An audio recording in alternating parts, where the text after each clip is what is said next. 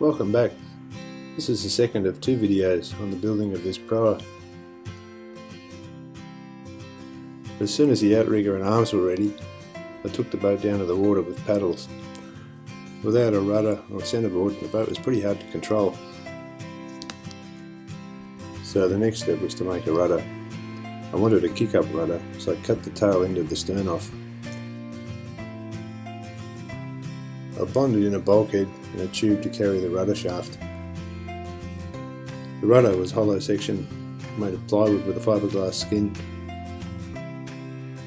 The rudder shaft was made from PVC pipe with hollow square section metal tube down the middle.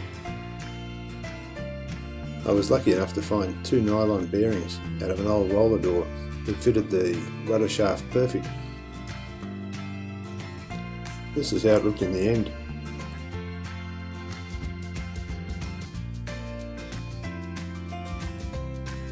The sail is reinforced plastic from Bunnings hardware store, the stuff you put on a pergola outside in your garden.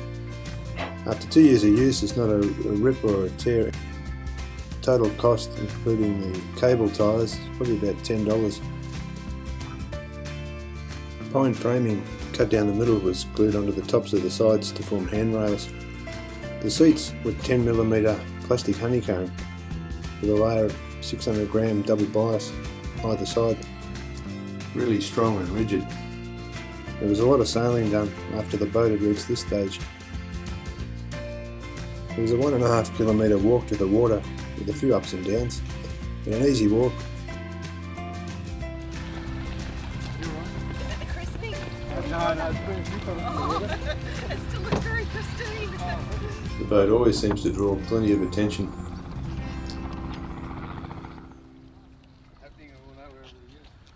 Assembly only takes about 10 or 15 minutes.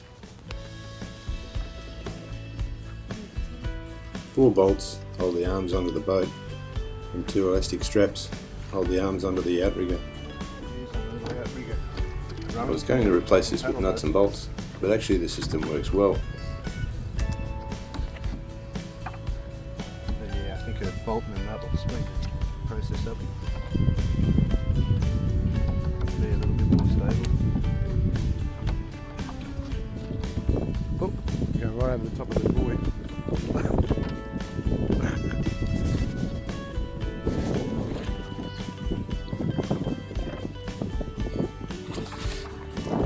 Despite the small sail, it didn't need much wind to move you along.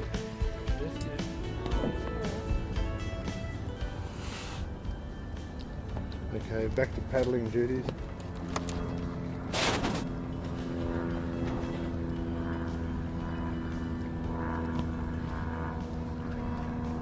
Gorgeous.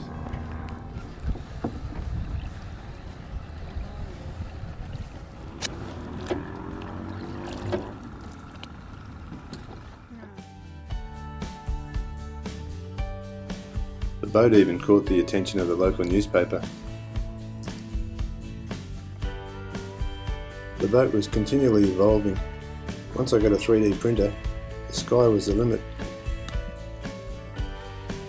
Now I could make a rudder and dagger board with precision. I created the dagger board with the CAD program Rhino 3D. The original dagger board was made in the same fashion as the rudder, using the same mould, and was mounted offset. I replaced this with a 3D printed dagger board that was mounted central.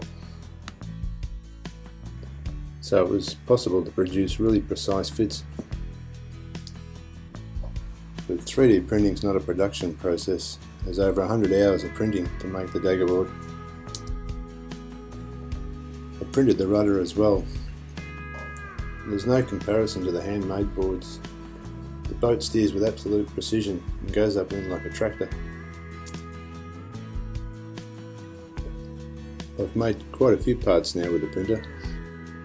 Seat backs, pulleys, connectors, guides. The boat's still not finished, but it gets plenty of use. It's a dry boat, super easy to walk to the water. It's got tons of room to throw all your gear in, and goes to wind better than a lot of yachts. Because there's no motor, you don't need a license or registration.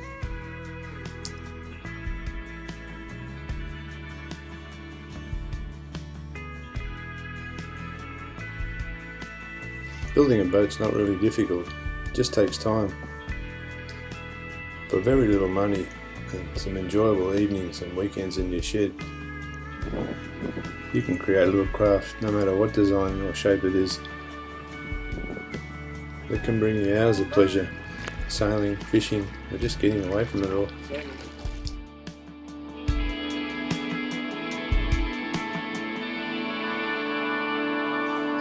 Thanks for watching.